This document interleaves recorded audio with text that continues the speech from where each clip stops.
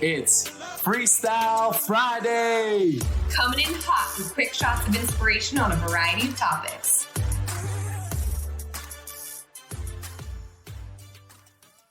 This podcast is sponsored by BetterHelp. You know, I used to think that I didn't need therapy. Then I realized working on myself, getting to know myself even better, and enabling me to thrive in life was actually the play. That was cool, right? Because without a healthy mind, being truly happy and at peace is hard. And the good news is therapy works. But what is therapy exactly? It's whatever you want it to be. Maybe you're not feeling motivated right now and would like some tools to help. Or maybe you're feeling insecure in relationships or at work, not dealing well with stress. Whatever you need, it's time to stop being ashamed of normal human struggles and start feeling better, because you deserve to be happy. And now you don't have to worry about finding an in-person therapist near you, because BetterHelp is customized online therapy that offers video, phone, and even live chat sessions with your therapist. So you don't have to see anyone on camera if you don't want to. It's much more affordable than in-person therapy, and you can start communicating with your therapist in under 48 hours. So join the millions of people who are seeing what online therapy is really about. It's always a good time to invest in yourself, because you are your greatest asset. This podcast is sponsored by BetterHelp, and Getting Magnetic listeners get 10% off their first month at betterhelp.com/gettingmagnetic. That's betterhelp.com/gettingmagnetic. All right. I feel like that's the theme of this week. We're out here recording live in Scottsdale, Arizona. Super excited to be out here visiting my mom and her fiance. And we were actually eating dinner tonight at the very table we're recording this podcast at. Last night. We had to bring the studio to the dinner table. We don't have the mics today, but we're going through the MacBook and GarageBand. It's going to be great. But we were eating, and Mark said something that really stuck out to me. He said, we were talking about this Harvard Business Review study where, I think 20% of people or thereabouts have goals, even have goals for their year, for their life. 4 out of 5 people don't even have goals. And then 10%, I might not know all the exact numbers, but 10% write them down. And then 3% not only have goals and write them down, but review them daily. So we were going back and forth on that subject, just talking about life, talking about all of our goals. And Mark said something profound that clicked for me. He's later on in his career than we are. And he's a real estate developer. And he said, every goal I set out to do, I've achieved thus far in my life.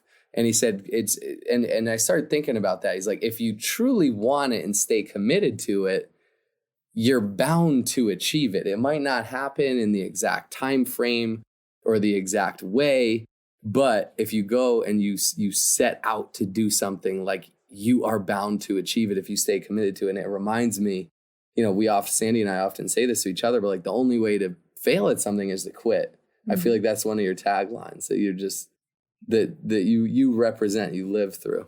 It's one of my favorites. Yeah. So I think when I think through some of my biggest goals in life, my biggest one ever was to marry you.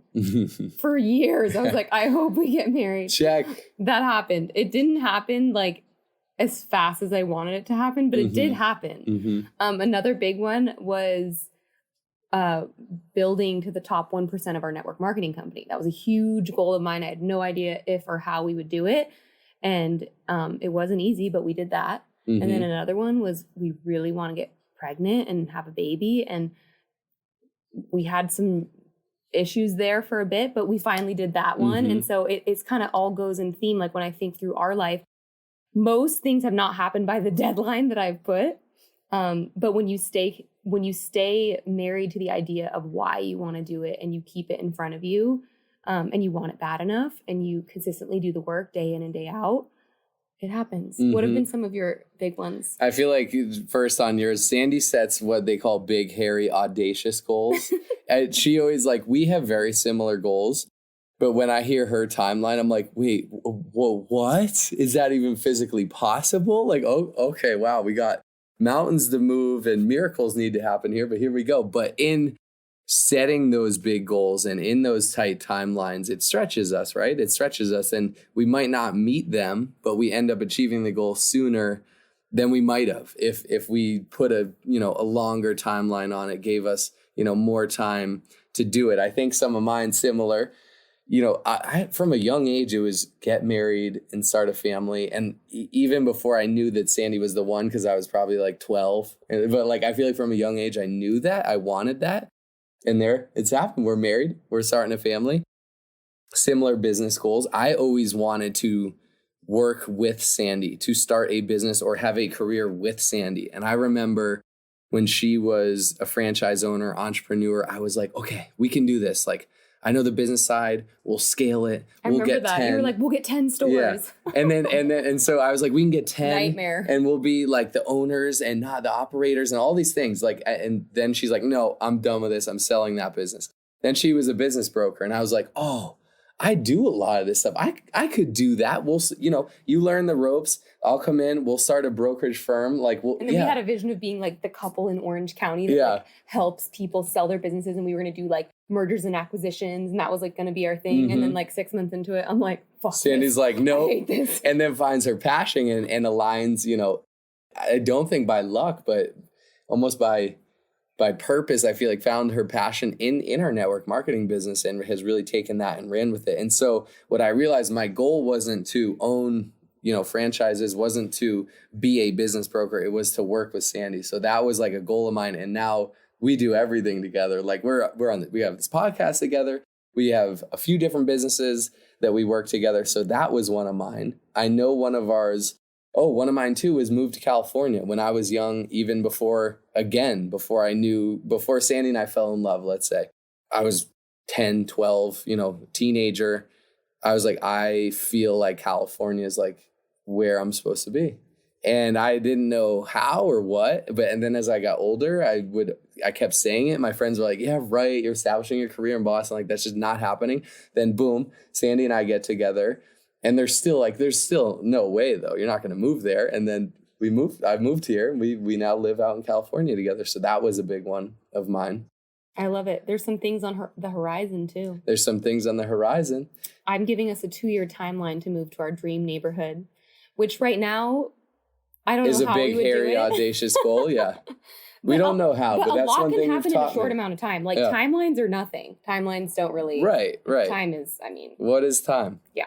Okay, so if you're listening to this, I want you to ask yourself, maybe journal on it and think through, what are your goals? What is something that is on your heart to do? And it could be in anything, in your personal life, in your relationship, in your career, maybe something spiritual, maybe a nutrition goal or a physical goal or something you want to accomplish or do or be or have or some way to give back. Like, what is a goal or something on your heart that you've wanted to do, but maybe you've put it on the back burner?